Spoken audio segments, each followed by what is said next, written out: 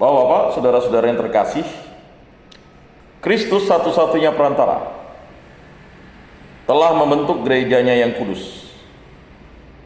Jadi saya ulangi, Kristus satu-satunya perantara telah membentuk gerejanya yang kudus, persaudara iman, ya, telah membentuk gerejanya yang kudus, persaudaraan iman, harap dan cinta kasih di bumi ini sebagai wadah yang tampak. Jadi Kristus satu-satunya perantara telah membentuk gerejanya yang kudus, persaudaraan iman, harap dan cinta kasih di bumi ini sebagai wadah yang tampak.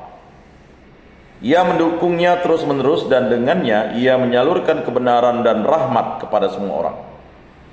Namun demikian, masyarakat yang dilengkapi dengan perangkat hierarki dan tubuh mistik Kristus, umat yang dapat dilihat dan persaudaraan rohani. Gereja di dunia dan gereja yang dianugerahi harta surgawi tidak boleh dipandang sebagai dua hal.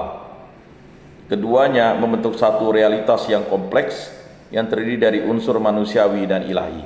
Itu jelas. Makanya Yesus Kristus itu adalah gereja. Dialah kepala gereja. Oleh karena itu, berdasarkan persamaan yang tidak sedikit, ia dapat dibandingkan dengan misteri sabda yang menjadi daging.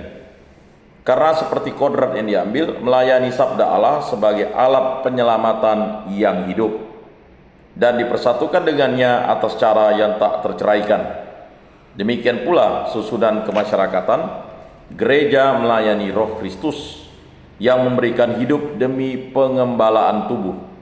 Kita bisa baca di Efesius 4 ayat 16. Inilah satu-satunya gereja Kristus yang dalam syahadat kita akui sebagai satu, kudus, katolik, dan apostolik.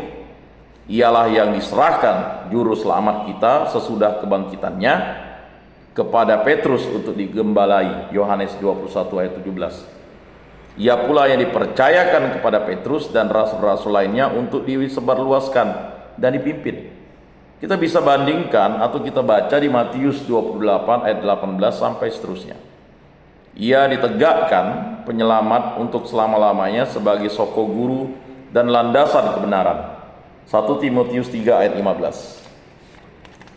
Gereja ini yang dibentuk dan ditata di dunia ini sebagai satu masyarakat terdapat dalam gereja Katolik yang persaudaraannya dibimbing oleh pengganti Petrus dan para uskup. Walaupun di luar lingkupnya ditemukan banyak unsur pengudusan dan kebenaran yang sebagai anugerah khas gereja Kristus mendorong ke arah kesatuan Katolik.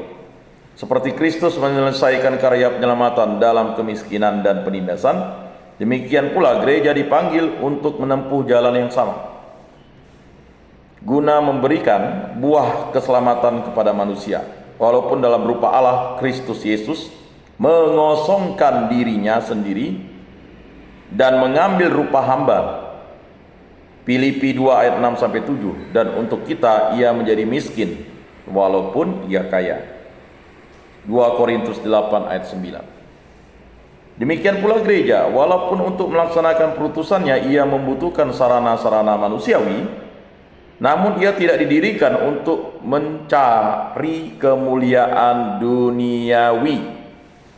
Jadi bapak-bapak harus paham bahwa walaupun untuk melaksanakan perutusannya ia membutuhkan sarana-sarana manusiawi, namun ia tidak didirikan untuk mencari kemuliaan duniawi, melainkan untuk menyebarkan kerendahan hati dan penyangkalan diri juga dengan teladannya. Kristus diutus Bapa untuk menyampaikan kabar baik kepada orang-orang miskin, untuk menyembuhkan orang yang remuk hatinya. Lukas 4 ayat 18. Untuk mencari dan menyelamatkan yang hilang. Lukas 19 ayat 10. Demikian pula gereja merangkul semua yang dilanda kelelahan manusiawi dengan cinta.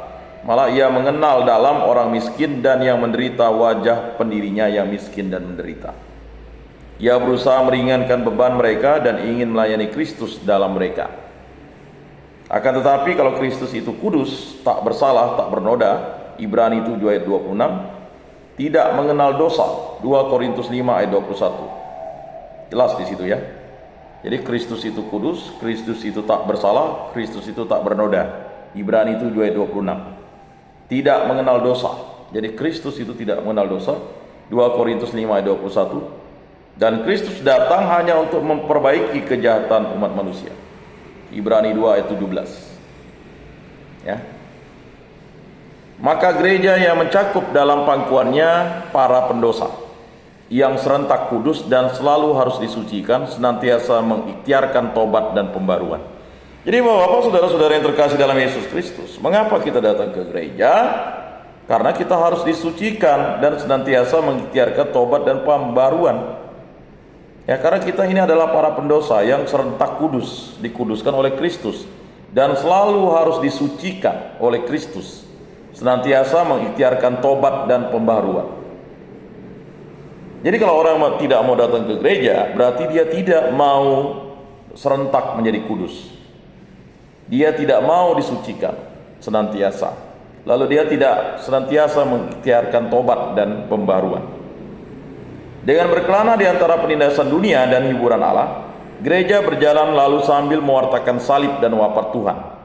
Jadi pewartaan kita itu adalah pewartaan salib dan wafat Tuhan sampai Ia datang. Ya.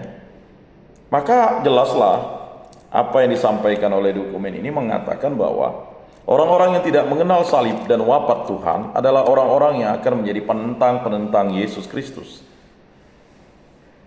Ya. Jadi gereja berjalan lalu sambil mewartakan salib dan wafat Tuhan sampai Ia datang. Kita bisa baca di 1 Korintus 11 ayat 26. Akan tetapi gereja dikuatkan oleh tenaga Tuhan yang telah bangkit. Jadi gereja itu dikuatkan oleh tenaga Tuhan yang telah bangkit untuk mengalahkan kerisauan dan kesulitan-kesulitannya, baik internal maupun eksternal, dengan sabar dan cinta. Sabar dan cinta. Ya kan? Dan untuk mewahyukan misterinya di dunia dengan setia walaupun masih terselubung, sampai akhirnya diungkapkan dengan terang benderang. Nah, jadi sudah dijelaskan dengan total, karena ini dokumen, ya, konstitusi dogmatik tentang gereja bagian 1 atau bab 1 misteri gereja. Baik Bapak-bapak, saudara-saudara yang terkasih, jika ada pertanyaan silakan. Karena mungkin pertanyaan ini saya tidak memberikan materi selanjutnya. Kalau bagian berikutnya adalah bagian 2 atau bab 2 tentang umat Allah. Tetapi ini kita memahami, ya, dokumen yang sudah mengintisarikan apa itu gereja, sehingga kita memahaminya. Betapa sulitnya kita dah hadir di gereja kalau kita tidak mau memahami bahwa gereja itu, ya, mencakup dalam pengakuannya para pendosa yang serentak kudus dan selalu harus disucikan, senantiasa mengikhtiarkan tobat dan pembaruan. Ya, jika ada pertanyaan silakan Pak. Ada? Pertanyaan-pertanyaan kemarin juga bisa ditanyakan. Ya, silakan. Pak Dendi, Pak Andre. Tidak ada kali. Wah, tidak ada. Ya. Wow. Lanjut dulu Pak. Baik, kita lanjut ke bagian 2 ya, umat Allah. Ya.